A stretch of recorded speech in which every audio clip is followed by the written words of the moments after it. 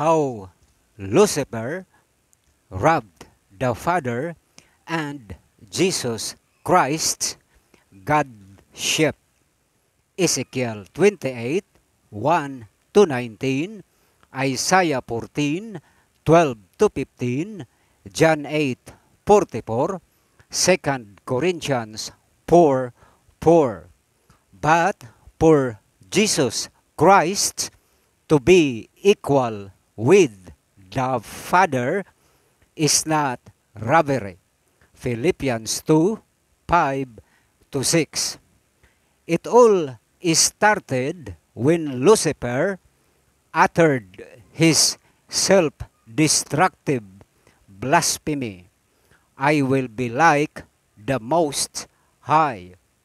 Compare Daniel 4, 30 to 33. That immediately thereafter, God the Father set him as the third most powerful being in the heavenly realm and stripped him of his glory as the only angel to have been anointed, the anointed cherub. Ezekiel 28, 14. And having been degraded of his high rank, its immediate effect was outright. He became a dragon. At sa kanyang matinding unreasonable puot sa mag-amang Diyos, being ungrateful and full of envy, with all his power and might, tried to dethrone God the Father, but failed shamefully. For Jesus Christ, the Father's next in line, his forever and ever ear was lightning fast to react, being the Alpha and the Omega, the Father's first line of defense and offense, was quick enough to defeat the dragon and his demons. Consequently, sila'y napatalsik sa kalangitan. Revelation 12, 3 to 9. That was the first battle between Jesus Christ with his loyal angels against Satan and his demons. Moral lesson: a creature can never be over and above his creator. By the way, Michael ang kauna-unahang official name or rank ni Kristo Jesus bilang Commander-in-Chief ng hukbo ng kalangitan. For literally, it meant there is none as famous and as powerful as God. Di walang duda that Jesus Christ, along with the Father, silang dalawa ang bumubuo sa plural God ng Genesis to Revelation. At hindi ang Ama ang mismong nakipagdigma ni Satanas. Pero bakit hanggang ngayon ay nananatili at ipinaglalaban pa rin ninyo ang inyong nag-iisang triune God na si Satanas? Total, sumugal man lang din kayo doon na sa panalo sa mag-amang Diyos. But supposedly, Revelation 12, 3 to 9 should have been written at the end of Genesis 2 or at the beginning of Genesis 3. But who are we to question the wisdom of the plural God? But I am certain that your theologians or apologists ay hindi arok ang insight na ito. Wala silang foresight, ika nga. And so it was na ang mga demonyo ay kumalat sa buong sanlibutan, samantalang ang dragon ay bumagsak sa Garden of Eden. Thereat, it transformed anew into a more subtle beast within the animal kingdom, kinda a talking anaconda. At sa ganong itsura, sino ang hindi niya mapapasunod? Compare Matthew 10:16, whereas si Kristo Jesus na laging nakakausap ni Adan at Eva ay hindi nakakatakot sapagkat siya'y isang tinig lamang. John 1:1, compare 2 Corinthians 11:3. Furthermore, I am certain na ang time frame ng pagbagsak ni Satanas sa Garden of Eden was 13 years, mankind's age of puberty. After Jesus Christ placed Adam and Eve therein, and after that fateful encounter between Eve and the aged serpent, its immediate effect for eating any which is from the tree of the knowledge of good and evil was that Adam and Eve committed fornication, which is enough ground na hindi na nga sila karapat-dapat pa sa loob ng Garden of Eden. No longer were they innocent.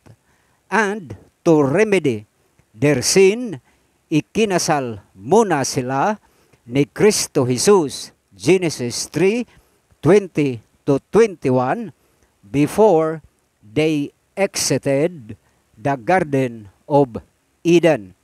So Cain was born, the first murderer on earth, at kauna-unahang may tatak sa noo, Genesis 4:15, at isinilang si Abel.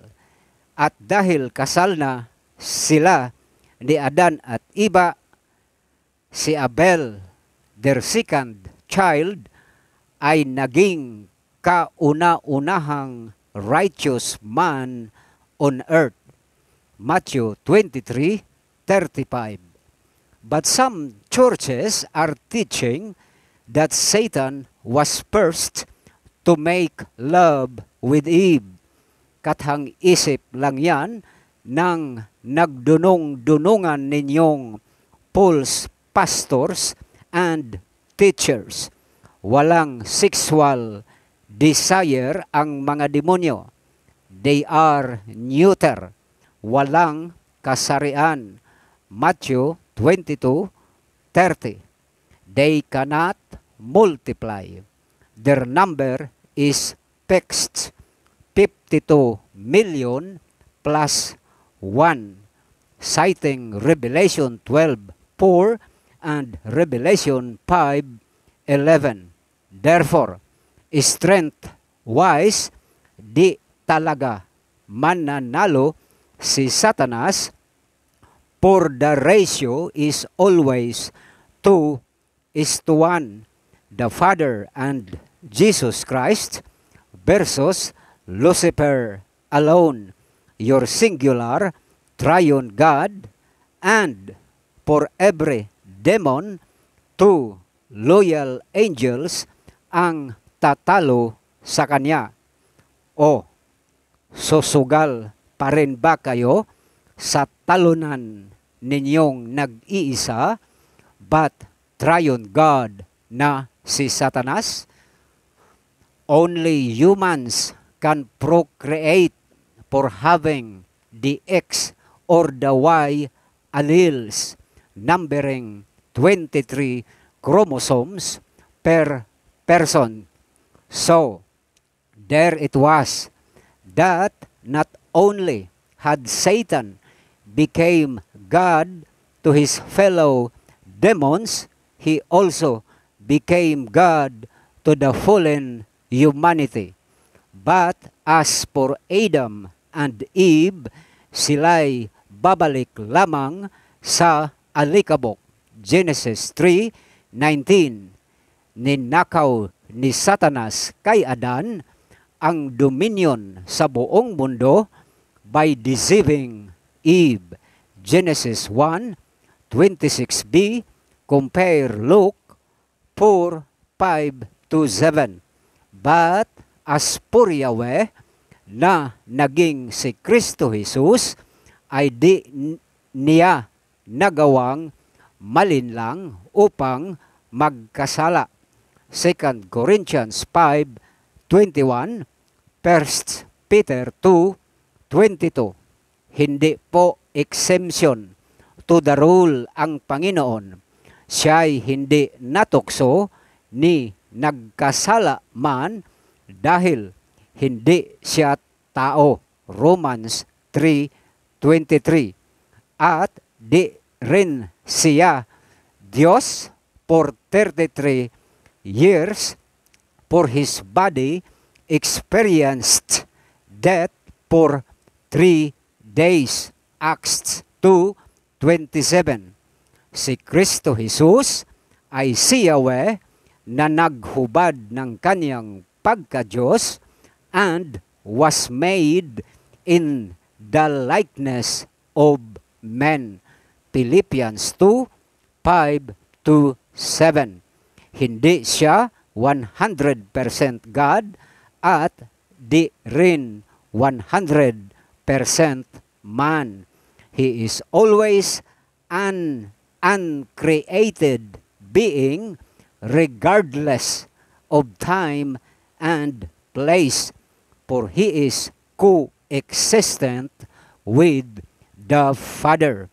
So, mula nang mapatalsik si Satanas at ang kanyang mga demonyo, hindi pa rin ini-enforce ang Godship ng Ama at ni Kristo Jesus hanggang ngayon.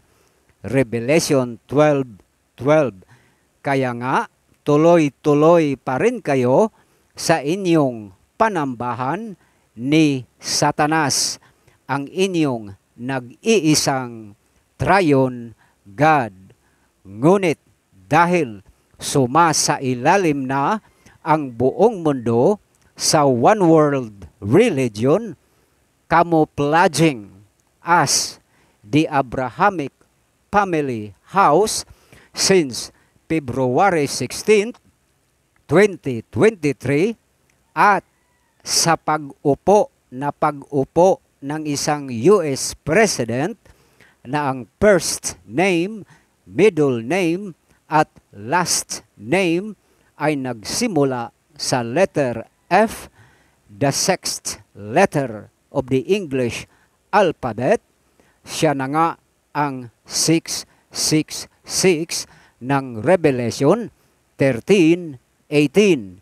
Then brace yourselves for the real thing, for within that frightful period, Revelation 6:15-17, ang lahat na ang Diyos ay ang singular triune God na si Satanas ay papatayin ni Kristo Jesus sa espada na lumalabas sa kaniyang bibig, which is the first Armageddon. I-execute na ni Kristo Jesus ang kaniyang pagka-Diyos bilang Mesyas. The Lord is a man of war. Exodus 15:3. And while papatapos na ang millennial reign of Jesus Christ sa Jerusalem, sila'y papalibutan ni Satanas kasama ang kasing dami ng buhangin sa dalampasigan na sangkatauhan na ang dinodiyos ay si Satanas pa rin, hindi ang mag-amang Diyos.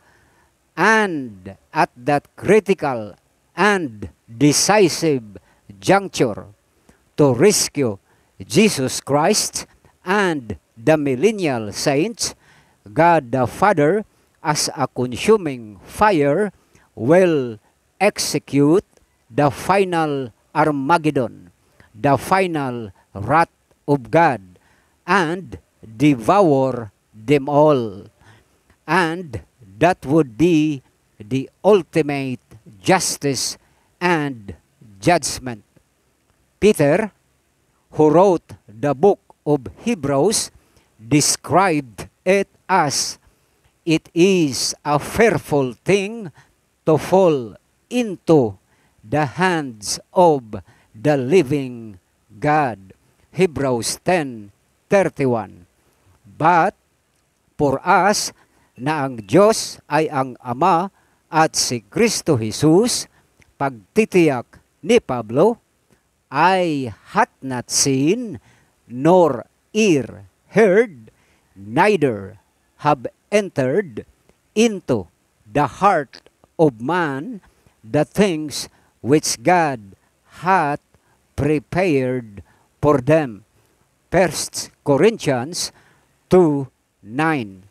Ang logic ng mag-amang Diyos as to why mga Hudyo ang mga apostoles is to show to the whole world, first to Judaism religion, that from being a monotheistic hardliners, once sila ang naging kauna-unahang nagbalik loob to the worship of the plural God, to the extent that even unto death ay ipinipreached pa rin nila that God is not singular but plural, God the Father and the Lord Jesus Christ.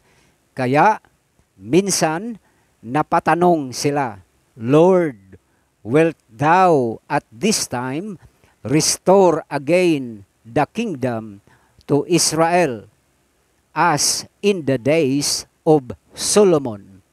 Emphasis, mine, Acts 1:6-8. But as I have preached previously, na imbis na maging center of worship ng mag-amang Diyos ang Temple of Jerusalem, on the contrary, as fathered by Satan, Judaism religion mothered the monotheistic ideology na siyang theology ng one world religion. Hindi po iniatang ang theology kay Abraham, Matthew 3:9. Ang theology ay kay Moises ipinagkakatiwala, John 5:45-47.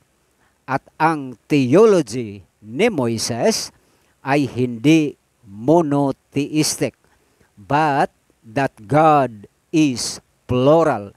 Deuteronomy 6:4.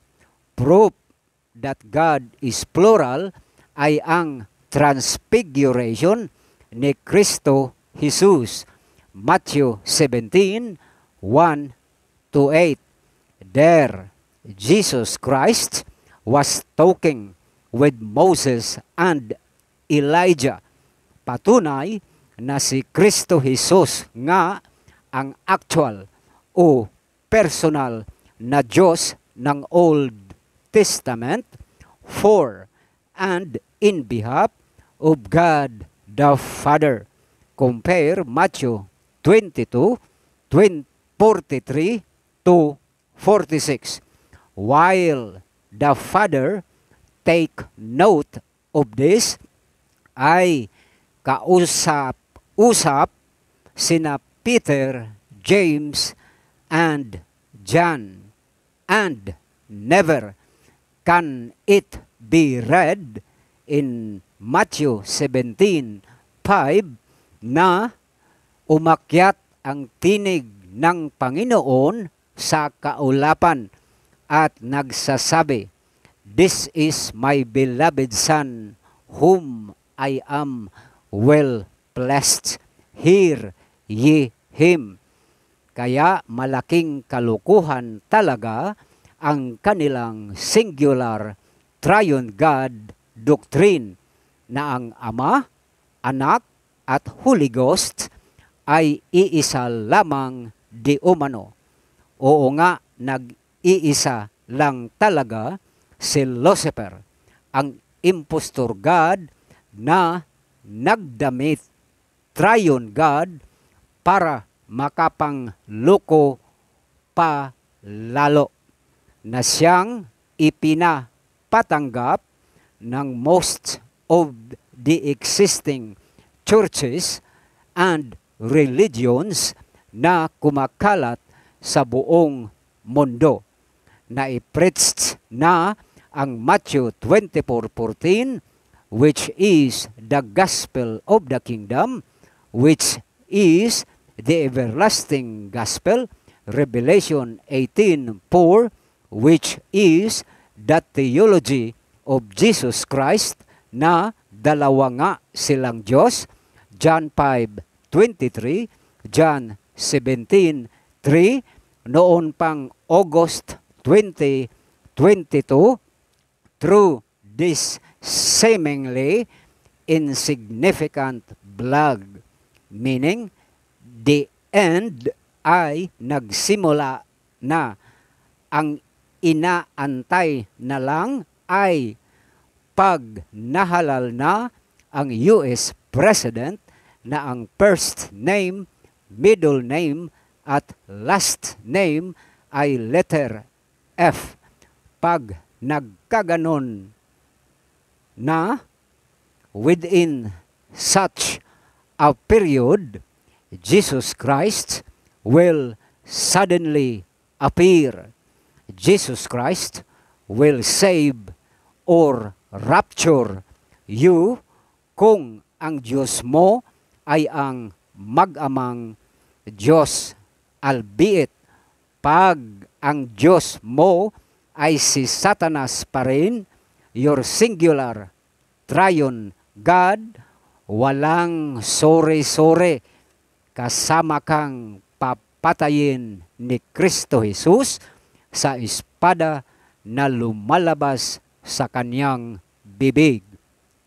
Nawa ang pag-like, pag-share, pag-comment, pag-hit ng notification bell at ng pag-subscribe ninyo sa blog na ito ay i-consider ng Holy Spirit as evidence in your favor na itinakwil na nga ninyo ang inyong singular God ideology at na tinanggap na ninyo ang Godship ng Ama at ni Kristo Jesus, for you to be assured of salvation or eternal life in due time. Amen.